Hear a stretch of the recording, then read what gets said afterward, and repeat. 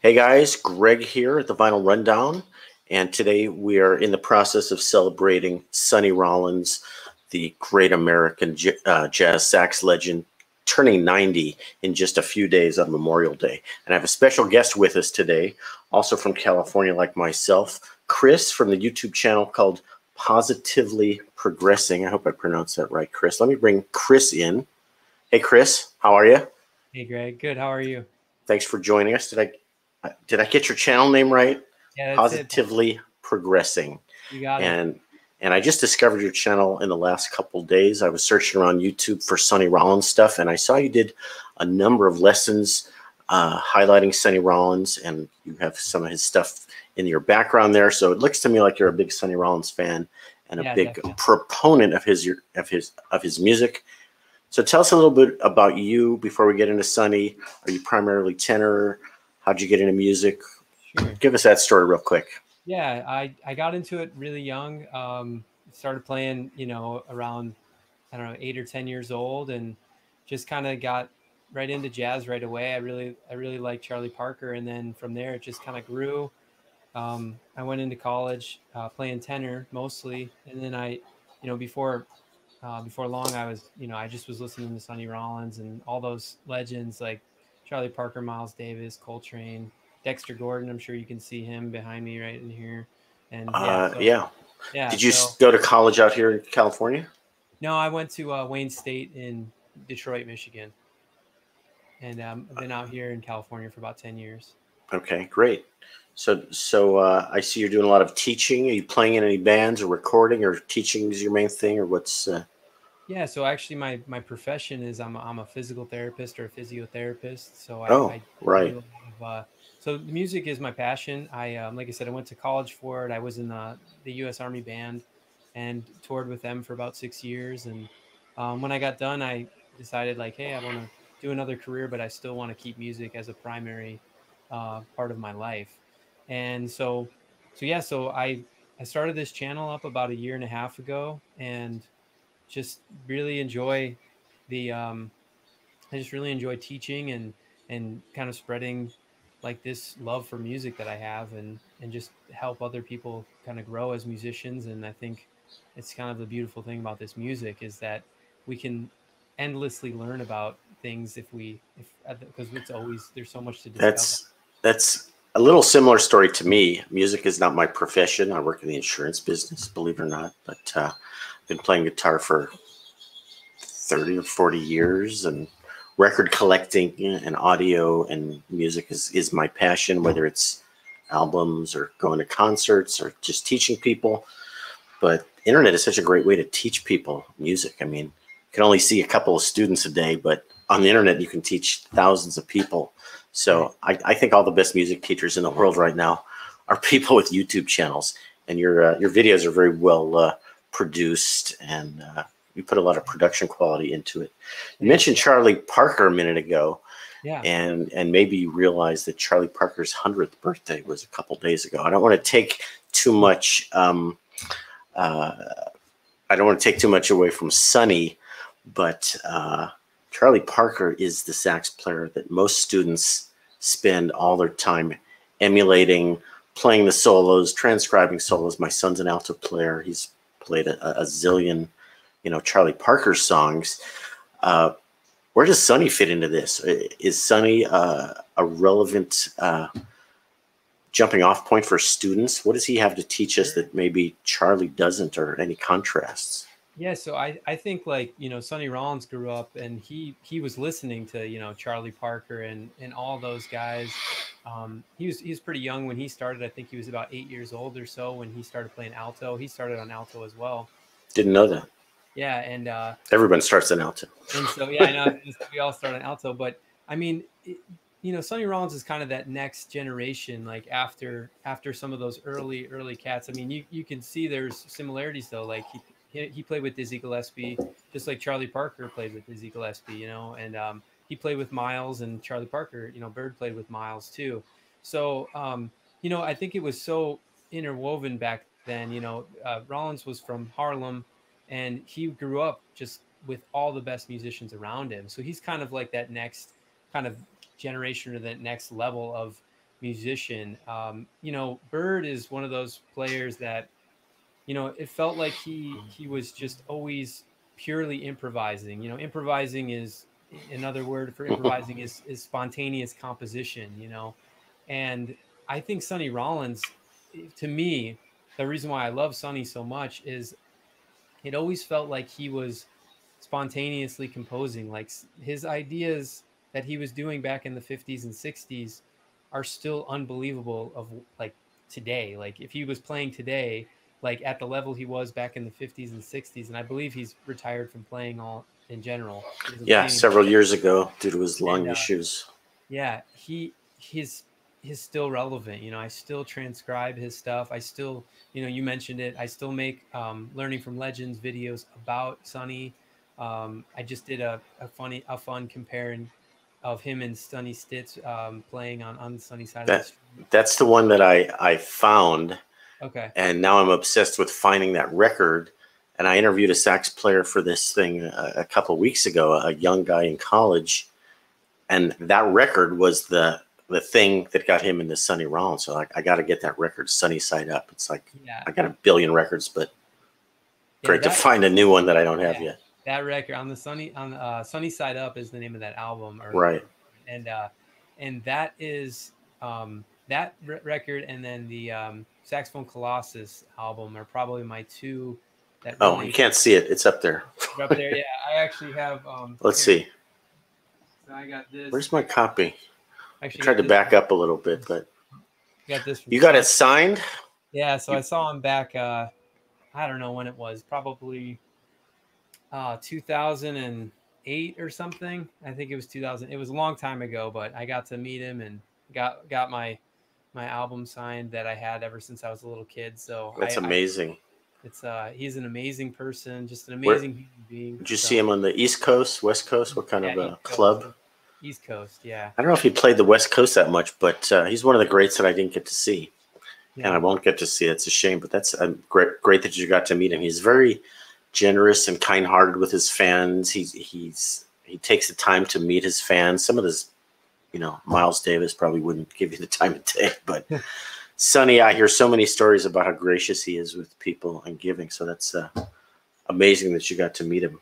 Yeah, I think if I remember correctly, I think he stayed after to sign like everybody's. Yeah, he stays till they're all gone. That's the reputation he has. Yeah, so you mentioned composing in real time between Parker and Sonny, and as you were describing that, I was thinking to myself, Charlie Parker seemed to compose about one bar at a time, and maybe I'm wrong here because I'm not a sax player, sure. But to me, Sonny's solos are maybe a little more like they're composed beginning to end, if that makes sense. Like he's composing a whole chorus or several choruses at a time, and he builds them. Does that have any validity? That was his mastery, right? Sonny Rollins' mastery. And even to this day, the people that emulate him the most, people like Joshua Redman, people like Chris Potter, some of the greatest saxophone players in the world, Seamus Blake, they were influenced by him so heavily in his ability to create a solo that is basically a story. He's telling a story every time, and you can tell it. Saxophone Colossus is a great example of that in that album. Almost every one of his solos, it's almost like a perfect solo. I mean, in my mind, it is.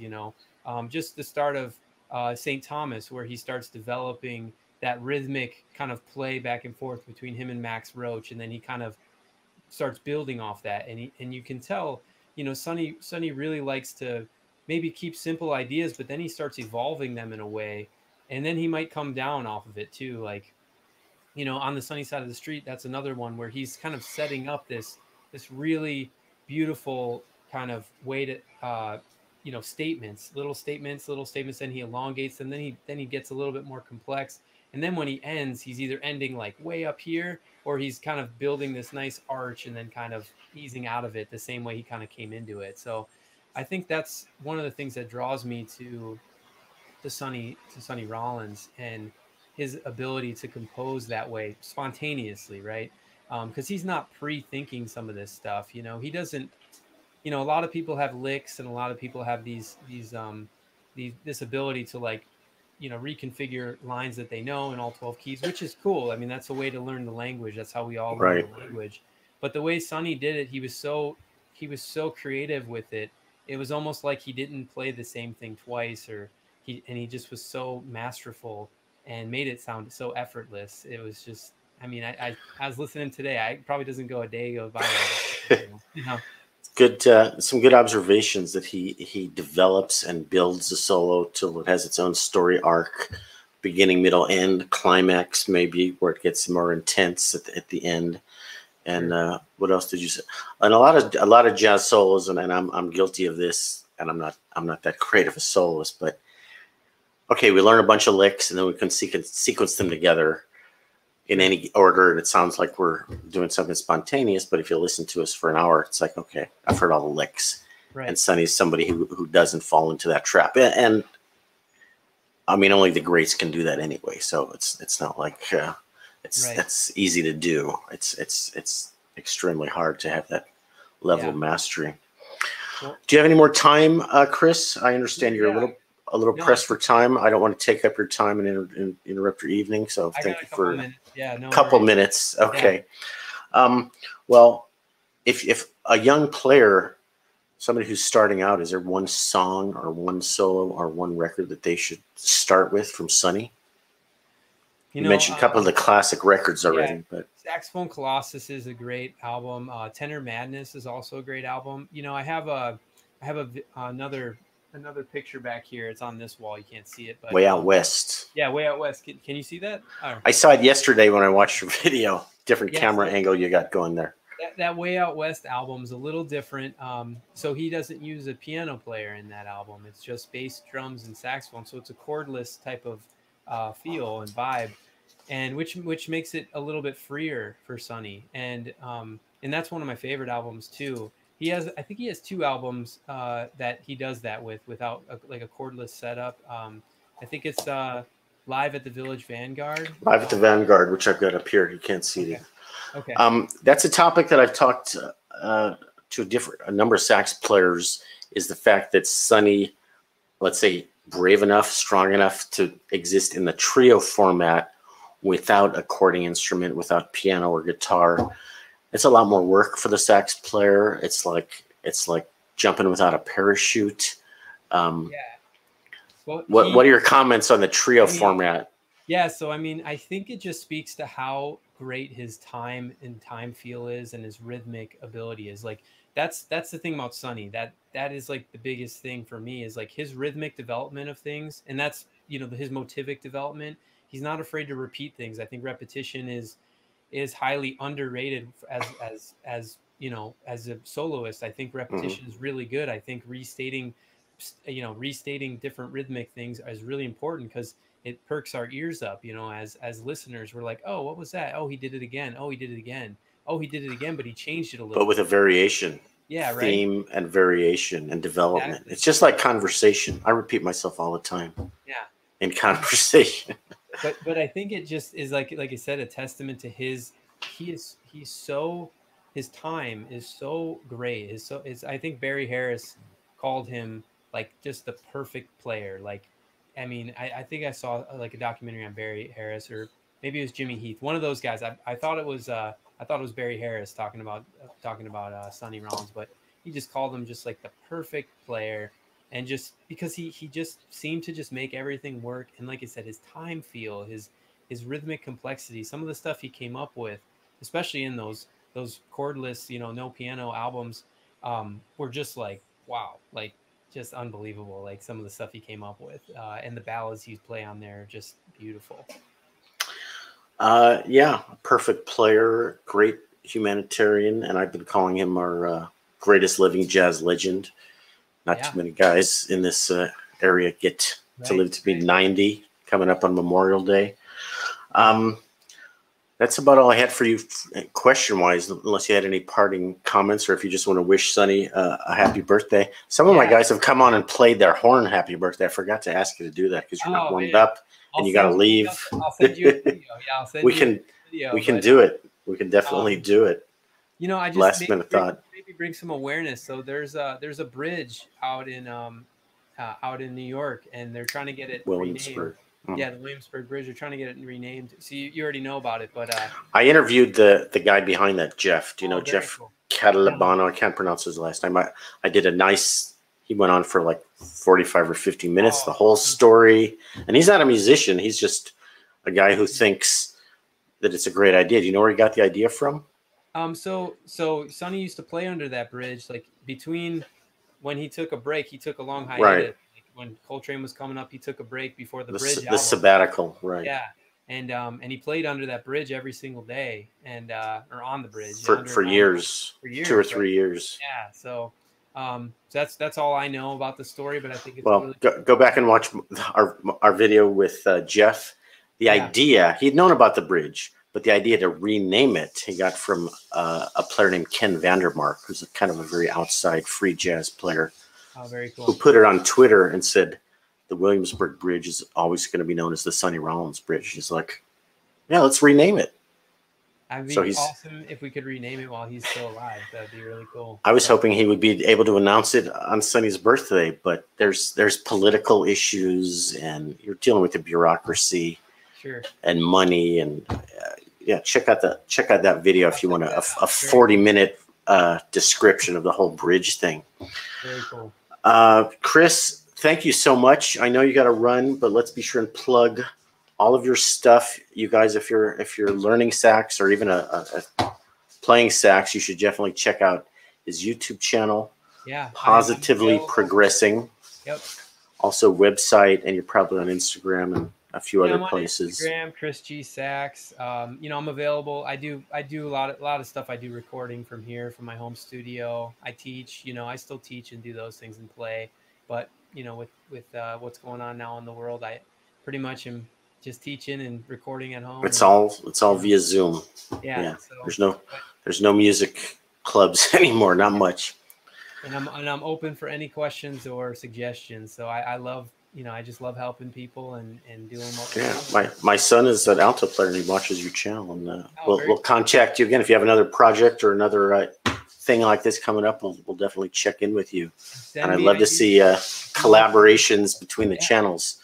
I'm a guitar player and an album channel, and people get so focused in on their thing. It's like guitar channels only talk to guitar players, and I'm like, let's mix it up a little bit, you know? Yeah, it's just spread it. Great talking to you, Chris. So thank you very much, and look for this up on the channel in another day. Okay. And I guess say happy birthday, Sonny, and we'll see you soon on YouTube.